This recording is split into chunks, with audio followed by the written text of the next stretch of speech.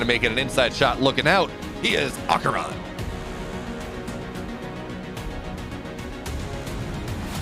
And his opponent, spotting down in the bottom right for Storm Gaming, looking to do all he can. It is Maximus Paximus, the Crown Prince of Daneland. I love that conspiracy theory, Steadfast, so much. It's so good. There's so many of them. Like, it's like, oh, he's Alpha Star. He's actually Stats. Like, he's, you know, a weird clone of Stats parting and, you know, I don't know, maybe Hero. Like, I just love all of the theories. He stole the single gate PvP opener from that one random guy on Reddit who has solved the game and wrote a book about it.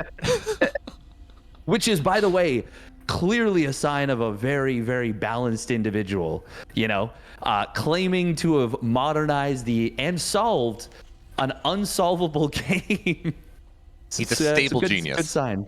A stable genius. Oh, man, that's... Anyways. Oh, yep. AqueroN here, he's doing everything weird, but actually nothing weird at the same time. It's a barracks. It's on the map, but it very much is a Macarax. Hiding his factory as much as he can, but MaxPax, but they rhyme, so you can see why I would be confused. Is actually not going to scout that factory, but he sees the Reaver back home, so he shouldn't be all that worried. Steadfast. The genius is able to keep doing genius things, apparently. Yeah. Now the only thing is he doesn't know exactly where that factory is. You would expect it to be built at the front. So as far as MaxPax knows, it could be somewhere on the map, and he's actually looking around for it in case it's like a proxy factory and proxy starport for like a Hellion drop. You can see Zealot kind of looking all about here. We'll eventually rally across the map and see what he can get done. And I mean, the answer is probably very, very little. There's a full wall for AqueroN. He's got the reactor. He's going to be able to pump out Marines. But MaxPax does have to be a little bit careful. Still, it didn't disrupt his build too much. He still goes for the delayed Warp Gate Stargate. Still comfortable to do that. And it's, yeah, like you said, not a whole lot happening too much. But let's talk about this. Ooh, we're going to see some drilly boys, and they're not going to be visible.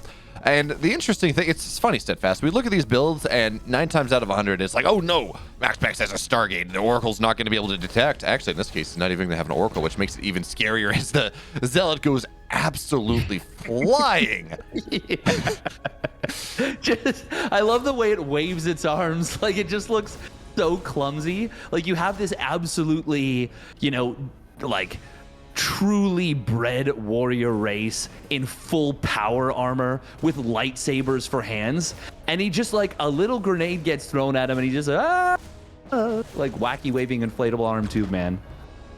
So it's funny, we're talking about the Widowmine potential, right? And you say, okay, well, maybe this isn't going to be all that. It always feels like it's a good timing for the Terran, and then it never is. Well, there is actually no detection. MaxPax has gone straight Phoenix this game, and if he's able to catch the Widowmines, he's going to be rather happy, but you do not want to lose that Phoenix there. Okay, the Rebel is going to be on the way now. Phoenix are slow zone Steadfast. Please tell me, how do they work? This is... oh, no, you boosted in the slow zone. Not all that great. So there we go. Lift up. More Widowmines are going to burrow, but this is actually handled fantastically for MaxPax in a game where he does have no detection. He did get on top of it, forces the burrow. A little bit of an awkward move, though, with that one lift. He actually lifted the one Widowmine in a position where it was AqueroN's other Widowmines were ready to burrow on top of that, so he has to drop the one Widowmine. And that, in this case, he, like you said, he has done very, very well against it, and he's on top of it. Oh, and he spots the second medevac. Very, very nice. Very, very nice. But it is a little bit of an action economy, so to speak, an economy of how many lifts you have. And you want to make sure you always have enough to make sure that the Widowmines can't get down into a mineral line, especially when you're skipping detection for a long time. But as I say that, he's actually going to have an observer very shortly. This is still very, very good for MaxPax, and he's handled this brilliantly. Steadfast is interesting. This is, I think, the second or third game now where we've seen a similar setup where it's the Terran player has a really good build against what the Protoss player does. It has been some sort of, whether it is Phoenix play against, say, a 3-Rax, or in this case, no detection versus Armory Widowmines. But maybe it's just the fact that, say, MaxPax, or I forget the other Protoss was in DreamHack that did this, is just so good that it does not really matter, or maybe it's just Protoss in general have kind of figured out how to handle these suboptimal situations. But literally 0 damage from a pool. Well, okay, you fine, you get a Phoenix, but literally 0 damage from this cloaked Widowmine play does not make AqueroN feel good whatsoever, and it feels like he should have had more. Yeah, I mean, he could have tried to force the issue. The thing is, it's such a razor thin thing between getting, you know, a ton of damage done and being really annoying, be able to fire multiple times, a lot of lost mining time, and getting no damage done. If there are enough lifts, you end up just looking like a fool. So AqueroN says, you know what? He got on top of me too quick. I can't get anything done.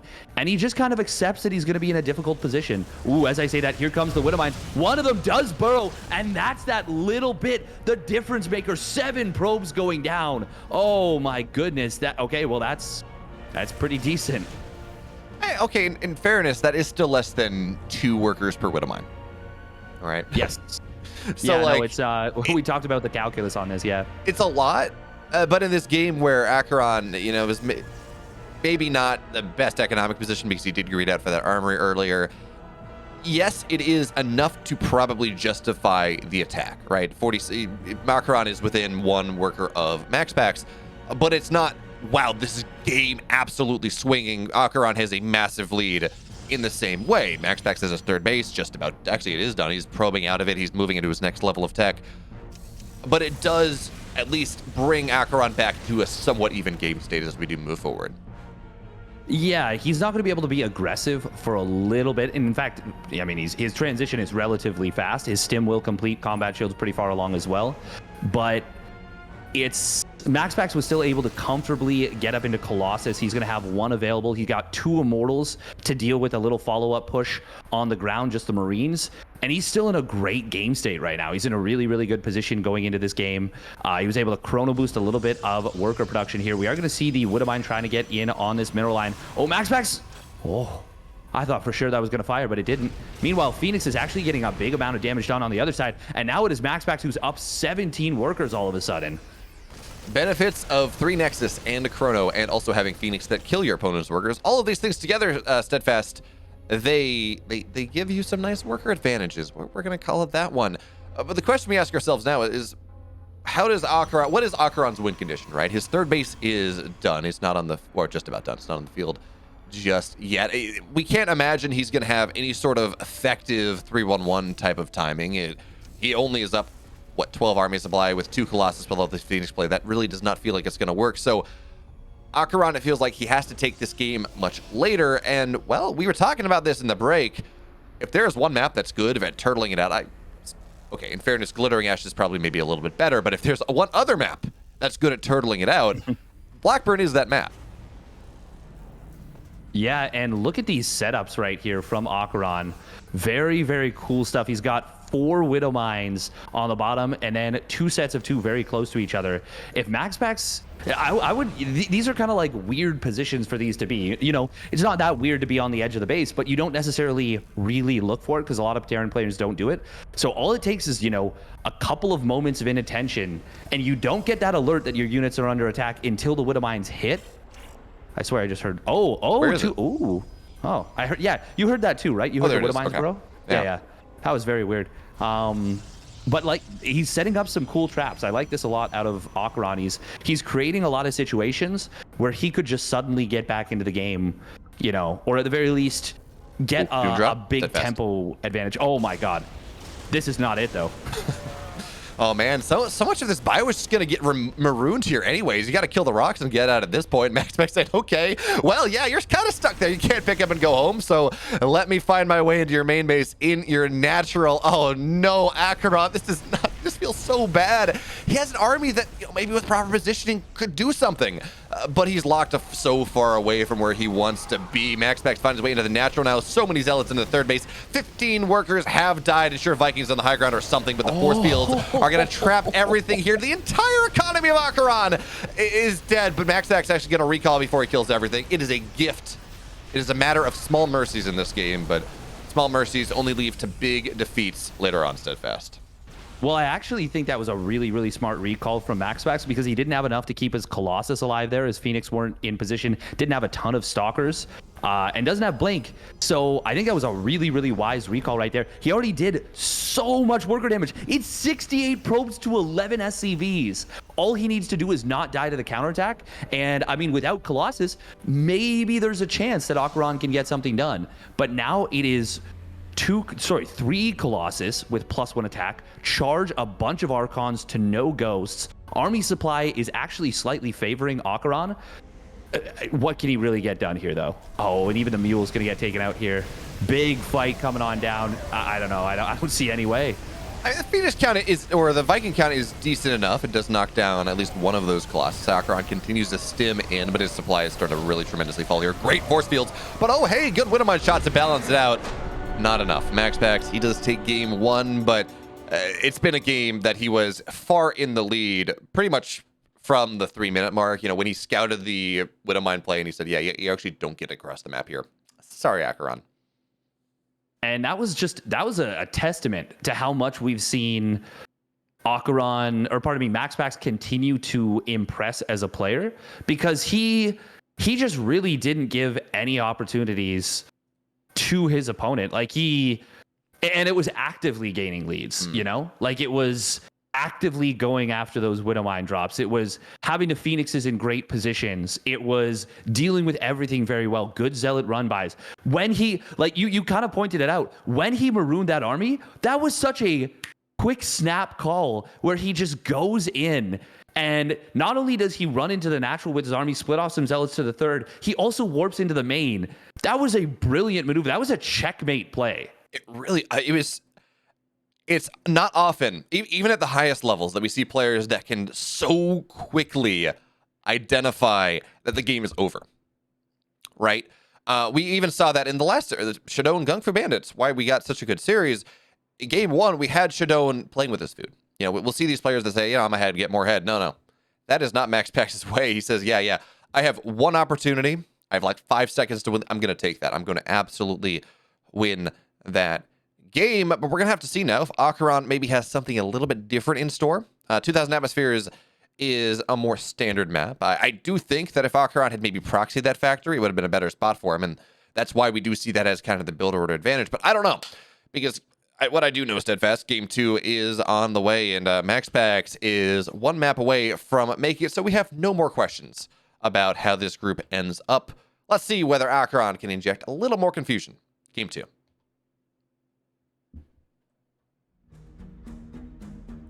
In the bottom left now, folks, in the blue. He's down 1, but honestly, kind of a build order. Well, he lost from the first couple minutes in. He is, for CSO, AqueroN.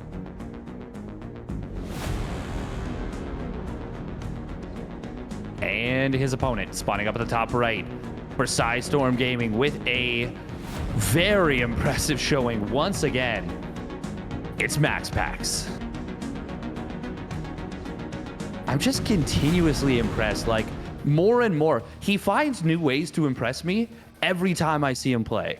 Like, it feels like he really is an AI that is learning more and more and just constantly improving. And that's difficult to see, like very, very uncommon to see that. By the way, we're going to be seeing a proxy second barracks, as well as a barracks at home and an engineering bay. Okay, I think he's going to delay his orbital for this.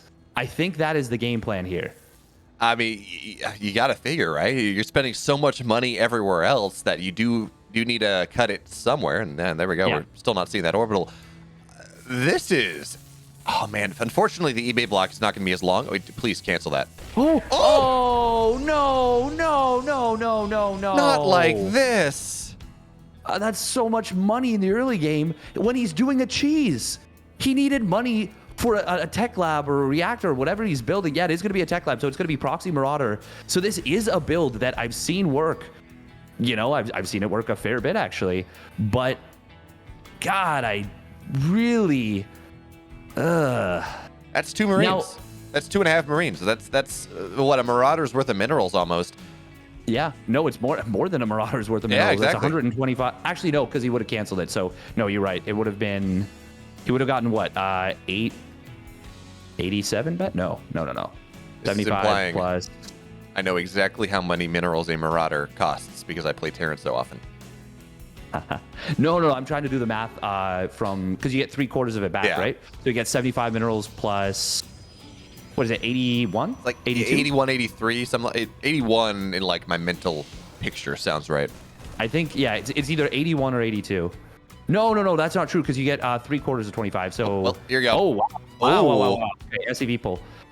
So, no, it'd be 94. There we go. I've seen that so many times. I should remember that.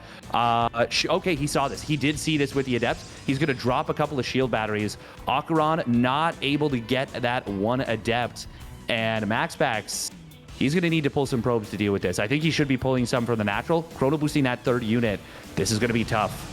Yeah, the problem here is the shield batteries are not really done just yet. One is going to go down pretty damn soon, but the second one's up now. And now that we actually don't have enough energy for shield... Oh, we do. Okay, he spent it. There we go. Shield battery overcharge is now being spent, so really the units are not going to die here all that easily. Probes start to fall, but now AqueroN, he backs up for a second. He says, okay, well, shield battery overcharge only lasts so long. I already killed one of your shield batteries, so...